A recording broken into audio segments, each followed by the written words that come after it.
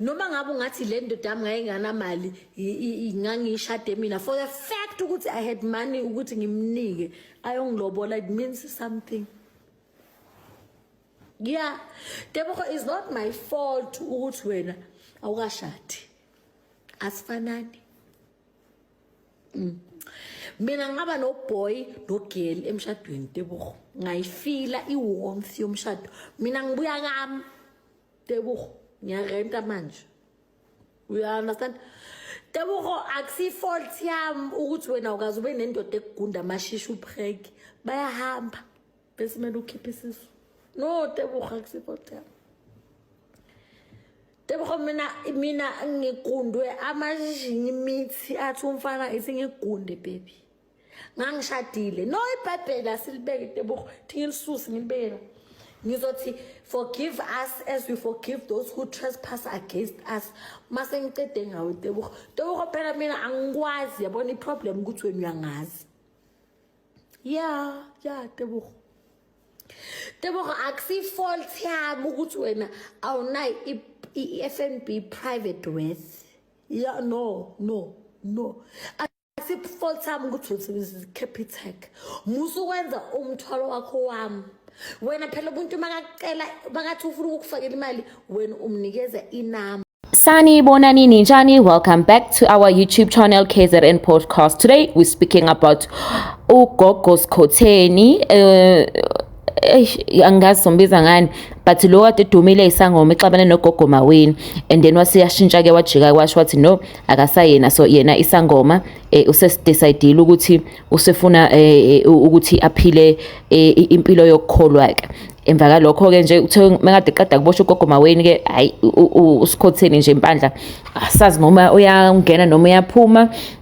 Uxabana nezangoma eziningi kuhleze khona ku live TikTok, elwa nabantu, elwa nezangoma, elwa nezinyanga, athi seyakholwa sewumuntu ozelwe kabusha, wasiyasho ukuthi uzokwenza uphinde futhi waqhamuka nevideo esesontweni eveza izinqa ngaphandle. Abantu bathi hayi ngeke, engathi awuyenze ngendlela lento ekumele ngabe yenziwa ngakhona.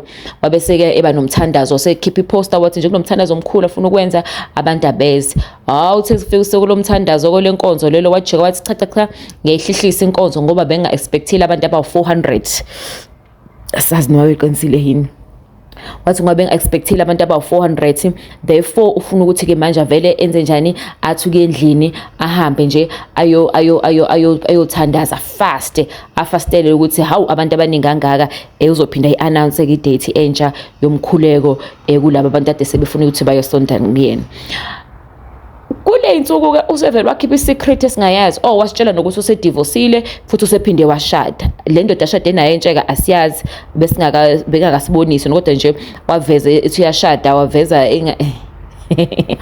abantu bathi kodwa Skhotheni ngazi abantu bathi bekumsebenzi wengane yakhe bekuphunywa woma kade kushoniwe kuyazelwa ngithi bese kuyaphunywa ke kuthiwa ngaso Skhotheni wavela decide khona lapho ukuthi kuphunywa ke waqokisa kwamakoti wathenzela uTikTok wathi indoda yakhe ibizomlobola ibizomshada.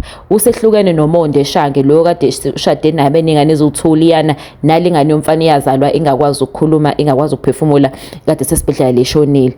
Hayi ke kuthe kanjalo usevela wakhipha indaba ezinkulu ke manje singazazi. Usethi bexabana nomuntu ku TikTok washo ukuthi yebo yena wayishadisa, uyena wakhokhela uMonde imali yokuthi amlobole wamshada. So yini inkinga yalonto mangabayenza? There are so messed up situations or opinions ke ku social media. Ama comment athi khona othe nje ngisho ningangisa ejele ake ngikhiphe le information kanjena. Wathi omunye ngisho ngabe kuthiwa seningibekele ningifaka uplastic ekhanda, I will never speak about this. Now the question is, uyayibona yini ihlazo kulento uSkhotheni ukuthi wanika indoda ukuthi imshade, and then uyachoma ke manje lana nje wasenza uyasho ukuthi yena washada wazala ingane eziwu2 ndoda ibimgunda ngaze ke yina amaji lento ayisho ukuthi abegundwa yona kodwa ndoda ibimmassage.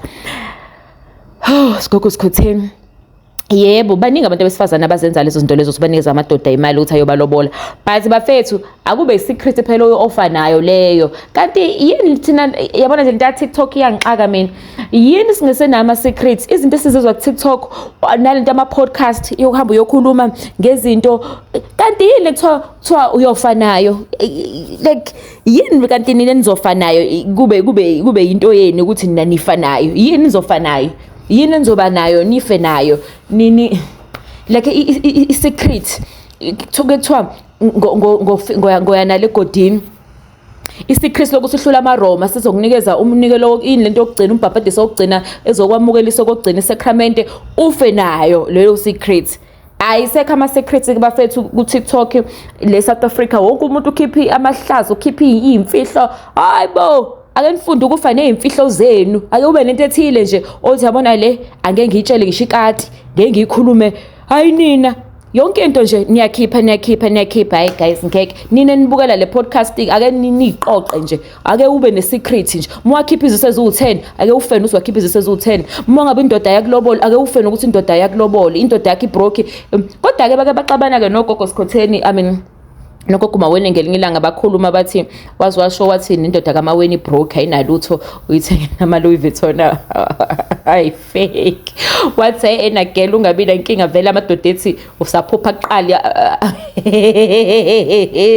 wathi uSikhotheni kuMaweni girl ubokhuluma ayikho inkinga vele saphupha kuqala kunamadoda ethi neyakhe indoda ayinamali.